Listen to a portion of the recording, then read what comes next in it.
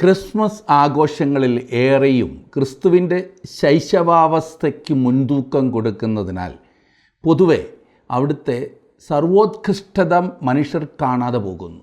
അതുതന്നെ നമുക്കൊന്ന് കാണാം.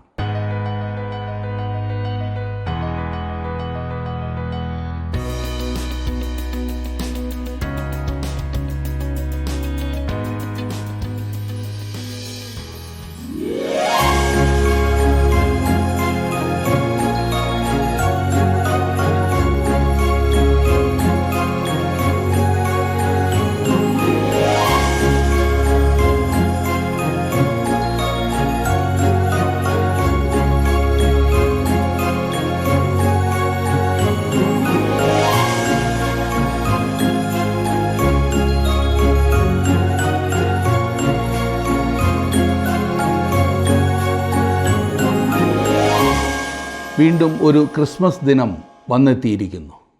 എന്തൊരു ആഘോഷം! അടിപൊളി എന്നൊക്കെ പറയുന്നത് ഇത് തന്നെയാണ്. ഈ ആഘോഷങ്ങൾക്കിടയിൽ എൻ്റെ മനസ്സിൽ കൂടി കടന്നുപോയ ഒരു ചിന്ത ഞാൻ നിങ്ങളോട് പങ്കുവയ്ക്കട്ടെ.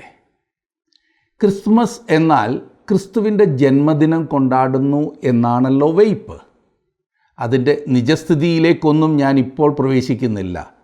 എന്നാൽ ഒരു വലിയ സംശയം എനിക്കുണ്ടായതെന്തെന്നാൽ, സാധാരണ ആരുടെയെങ്കിലും ജന്മദിനം കൊണ്ടാടുമ്പോൾ ആ ആളിൻ്റെ ജനിച്ചു വീണപ്പോഴത്തെ ഫോട്ടോ വെച്ചല്ലല്ലോ ആഘോഷിക്കുന്നത്.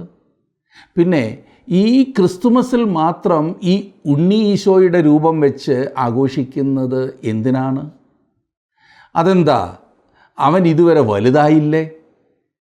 അവൻ്റെ യഥാർത്ഥ അവസ്ഥ അവതരിപ്പിച്ചാൽ പിന്നെ ഈ പറഞ്ഞ ആഘോഷങ്ങളൊക്കെ അസ്ഥാനത്താകും എന്നറിയാം. ലോകത്തിന് പാപത്തോടുള്ള നൈസർഗികമായ സ്നേഹവും ദൈവത്തോടുള്ള വെറുപ്പും കാരണം ഇതിനേക്കാൾ വികലമായതൊന്നും പ്രതീക്ഷിക്കേണ്ടതില്ല എന്ന് ഞാനങ്ങ് കരുതുകയാണ്. ഒട്ടനേകം ക്രിസ്തു വിശ്വാസികൾ പോലും ഈ സമയത്ത് ദീർഘവീക്ഷണമില്ലാത്ത ഈ കെണിയിൽ വീണിരിക്കുന്നതാണ് സങ്കടം. ഈ സമയത്ത് കെണികളിലും സമ്പ്രദായങ്ങളിലും അകപ്പെട്ട് യഥാർത്ഥത്തിൽ എന്തിനാണ് ഈ ക്രിസ്തുമസ് ആഘോഷിക്കുന്നത് പോലും അവർ ഓർക്കില്ല. ചുരുക്കി പറഞ്ഞാൽ, ക്രിസ്തുവിൻ്റെ ശൈശവാവസ്ഥയിൽ ഊന്നൽ കൊടുക്കുന്നതിനാൽ അവൻ്റെ മഹാത്മ്യം മനുഷ്യർ കാണാതെ പോകുന്നു. മനുഷ്യവർഗത്തെ രക്ഷിക്കുവാനായി മനുഷ്യ ശരീരം എടുത്തവൻ്റെ വ്യക്തമായ ഒരു വിവരണത്തോടെയാകുന്നു എബ്രായ ലേഖകൻ തൻ്റെ ലേഖനം ആരംഭിക്കുന്നത്. 1-ാം അധ്യായത്തിൻ്റെ 1-ാം വാക്യത്തിൽ നാം വായിക്കുന്നു, ദൈവം പണ്ട് ഭാഗമായിട്ടും വിവിധമായിട്ടും പ്രവാചകന്മാർ മുഖാന്തരം പിതാക്കന്മാരോട് അരുളി ചെയ്തിട്ട് ഈ അന്ത്യകാലത്ത് പുത്രൻ മുഖാന്തരം നമ്മോട് അരുളി ചെയ്തിരിക്കുന്നു. അവനെ താൻ സകലത്തിനും അവകാശിയാക്കി വെച്ചു. അവൻ മുഖാന്തരം ലോകത്തെയും ഉണ്ടാക്കി. അവൻ്റെ തേജസ്സിൻ്റെ പ്രഭയും തത്വത്തിൻ്റെ മുദ്രയും സകലത്തെയും തൻ്റെ ശക്തിയുള്ള വചനത്താൽ വഹിക്കുന്നവനുമാകൊണ്ട് പാപങ്ങൾക്ക് പരിഹാരമുണ്ടാക്കിയ ശേഷം ഉയരത്തിൽ മഹിമയുടെ വലത്തു ഭാഗത്ത് ഇരിക്കുകയും ചെയ്തു. എബ്രായ ലേഖനം 1-ാം അധ്യായത്തിൻ്റെ 1, 2, 3 വാക്യങ്ങളാണ് ഞാൻ വായിച്ചത്.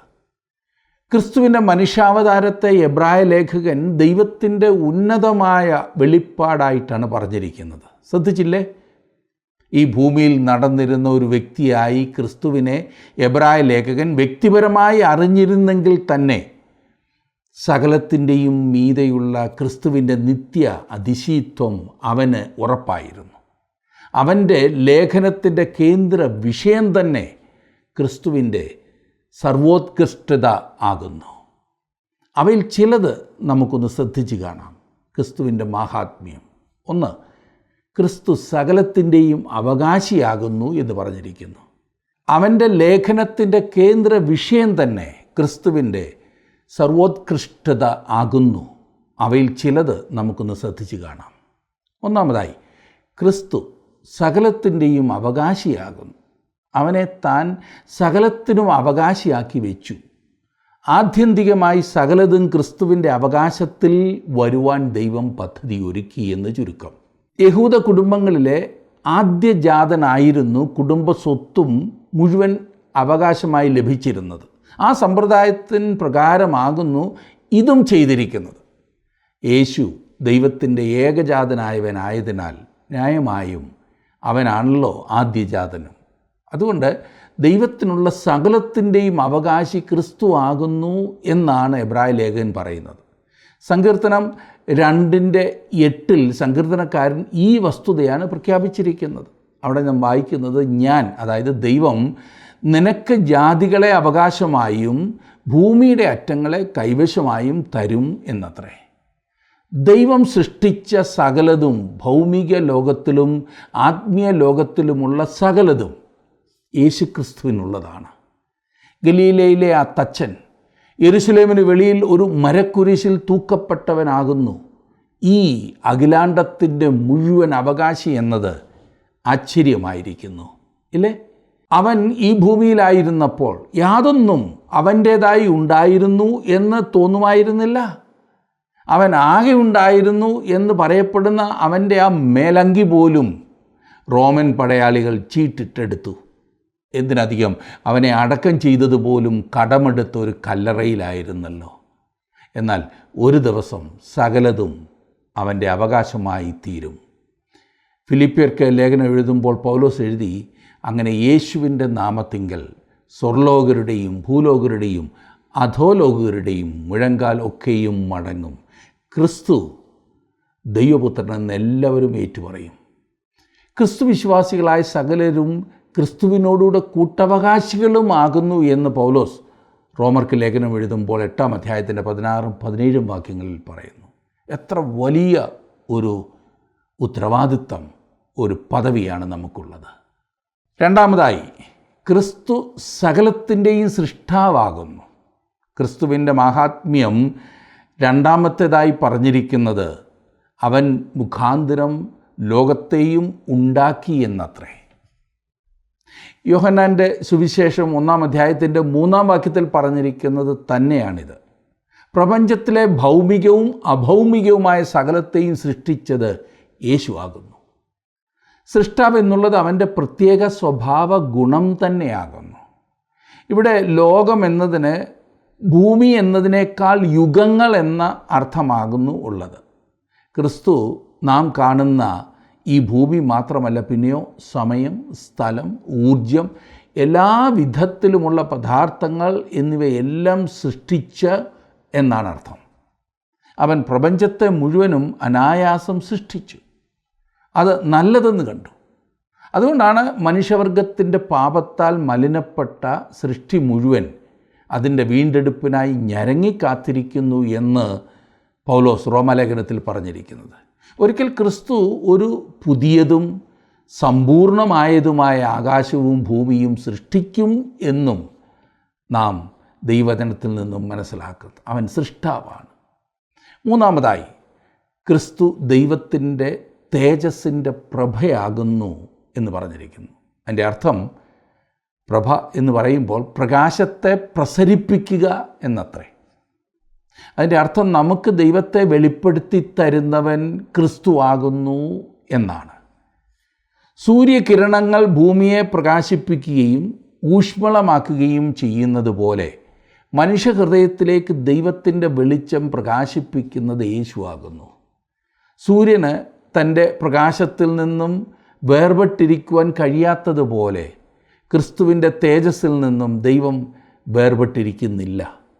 ദൈവത്തിൻ്റെ തേജസ്സാകുന്നു താൻ എന്ന് ക്രിസ്തു തന്നെ പറഞ്ഞിരിക്കുന്നു. നാം യോഹന്നാൻ്റെ സുവിശേഷത്തിൽ 8-ാം അധ്യായത്തിൽ യേശു അവരോട് സംസാരിച്ചു, ഞാൻ ലോകത്തിൻ്റെ വെളിച്ചമാകുന്നു, എന്നെ അനുഗമിക്കുന്നവൻ ഇരുളിൽ നടക്കാതെ ജീവൻ്റെ വെളിച്ചമുള്ളവനാകും എന്ന് പറഞ്ഞു എന്ന് വായിക്കുന്നു. തൻ്റെ പ്രകാശം നമ്മുടെ ജീവിതങ്ങളിലേക്ക് പ്രവഹിപ്പിക്കുവാൻ ക്രിസ്തുവിന് കഴിയും. അങ്ങനെ ദൈവത്തിൻ്റെ തേജസ് നമ്മിൽ നിന്നും മറ്റുള്ളവരിലേക്ക് പ്രസരിപ്പിക്കുവാൻ നാം പ്രാപ്തരാകും. പാപിയായ മനുഷ്യനെ തങ്ങളെ കടുപ്പിക്കുവാൻ ദൈവം ക്രിസ്തുവിലൂടെ തൻ്റെ തേജസ് അന്ധകാര നിബിഡമായ ഈ ലോകത്തിലേക്ക് അയച്ചു. ദൈവത്തിൻ്റെ യഥാർത്ഥ പ്രഭ അനുഭവിക്കുവാനും ആസ്വദിക്കുവാനും നമുക്ക് കഴിഞ്ഞത് ക്രിസ്തുവിലുള്ള വിശ്വാസം ഒന്നുകൊണ്ട് മാത്രമാകുന്നു. ക്രിസ്തുവിൻ്റെ പ്രഭ രക്ഷയിലേക്ക് നയിക്കുന്നു. അങ്ങനെ നാം ജീവിതത്തിൽ ലക്ഷ്യവും സമാധാനവും സന്തോഷവും നിത്യമായ കൂട്ടായ്മയും അനുഭവിക്കുവാൻ ഇടവരുന്നു. ഒരു കാര്യം കൂടി പറയട്ടെ, ക്രിസ്തു ദൈവത്തിൻ്റെ തത്വത്തിൻ്റെ മുദ്രയാകുന്നു എന്ന് എബ്രായ ലേഖൻ പറഞ്ഞിരിക്കുന്നു. എന്ന് പറഞ്ഞാൽ ദൈവപ്രകൃതത്തിൻ്റെ തികഞ്ഞ പ്രാതിനിധ്യമാകുന്നു ക്രിസ്തു എന്നത്രേ. ദൈവത്തിൻ്റെ സവിശേഷ ഗുണങ്ങളെ എല്ലാം ക്രിസ്തുവിലും പ്രകടമാകുന്നു എന്നർത്ഥം. കൊലോസ്യർക്ക് ലേഖനം എഴുതുമ്പോൾ അതിൻ്റെ 1-ാം അധ്യായത്തിൻ്റെ 15-ാം വാക്യത്തിൽ പൗലോസ് പറയുകയാണ്, അവൻ അദൃശ്യനായ ദൈവത്തിൻ്റെ പ്രതിമയും സർവ സൃഷ്ടിക്കും ആദ്യജാതനുമാകുന്നു എന്ന്. വിശുദ്ധ പൗലോസ് ഈ സത്യമാകുന്നു നമുക്ക് പറഞ്ഞു തരുന്നത്. ഇവിടെ ഉപയോഗിച്ചിരിക്കുന്ന പദം പ്രതിമ എന്നത്രേ. ദൈവത്തിൻ്റെ സാരവത്തായ പ്രകൃതം എന്നാണ് അർത്ഥം. അത് ക്രിസ്തു വഹിച്ചു. ദൈവത്തിൻ്റെ സ്വഭാവ ഗുണം അവൻ വെളിപ്പെടുത്തുന്നു. ക്രിസ്തുവിൽ നാം ദൈവത്തെ വ്യക്തമായി കാണുന്നു. ഈ ക്രിസ്മസിൽ ക്രിസ്തുവിനെ കാണേണ്ടതുപോലെ കാണുവാൻ നിങ്ങൾക്ക് സാധിക്കട്ടെ എന്ന് ഞാൻ ആശംസിക്കുന്നു. എല്ലാ അനുഗ്രഹങ്ങളും ദൈവം നിങ്ങളുടെ മേൽ വർഷിക്കട്ടെ. ക്രിസ്തുവിലൂടെ ലഭ്യമായ എല്ലാ നല്ല ഗുണങ്ങളും നിങ്ങളുടെ ജീവിതത്തിൻ്റെ അനുഭവമായി തീരട്ടെ. നാം ആദ്യം ശ്രദ്ധിച്ചതുപോലെ നാം അവനോട് കൂട്ടവകാശികളാണ്. അതെ, ക്രിസ്തുവിനെ കാണേണ്ടതുപോലെ കാണുവാൻ സാധിക്കുന്ന ഒരവസരമായിരിക്കണം ക്രിസ്തുമസ് ആഘോഷങ്ങൾ എന്നത് മറക്കരുത്. അതെ, അവൻ്റെ ആ മഹാത്മ്യം മനസ്സിലാക്കുവാൻ, അവൻ എത്ര ഉത്കൃഷ്ടനാകുന്നു എന്ന് തിരിച്ചറിയുവാൻ നമുക്ക് സാധിക്കണം. ദൈവം നിങ്ങളെ സമൃദ്ധിയായിട്ട് അനുഗ്രഹിക്കട്ടെ എന്ന് ഞാൻ പ്രാർത്ഥിക്കുകയാണ്. ഈ പ്രോഗ്രാം ഇന്ന് കേൾക്കുവാൻ നിങ്ങൾ കാണിച്ച താല്പര്യത്തിന് നന്ദി. ദൈവം നിങ്ങളെ കൂടുതൽ ദൈവകൃപയിൽ നിലനിർത്തട്ടെ. ക്രിസ്തുവിനെക്കുറിച്ചുള്ള കൂടുതൽ അറിവിലേക്ക് ദൈവം നിങ്ങളെ നയിക്കട്ടെ. ദൈവം നിങ്ങളെ അനുഗ്രഹിക്കട്ടെ. താങ്കളുടെ വിലപ്പെട്ട നിർദ്ദേശങ്ങളും അഭിപ്രായങ്ങളും പ്രാർത്ഥനാ വിഷയങ്ങളും ഇന്ന് തന്നെ ഞങ്ങളെ വിളിച്ചറിയിക്കുക. വിളിക്കേണ്ട നമ്പർ 8281384455.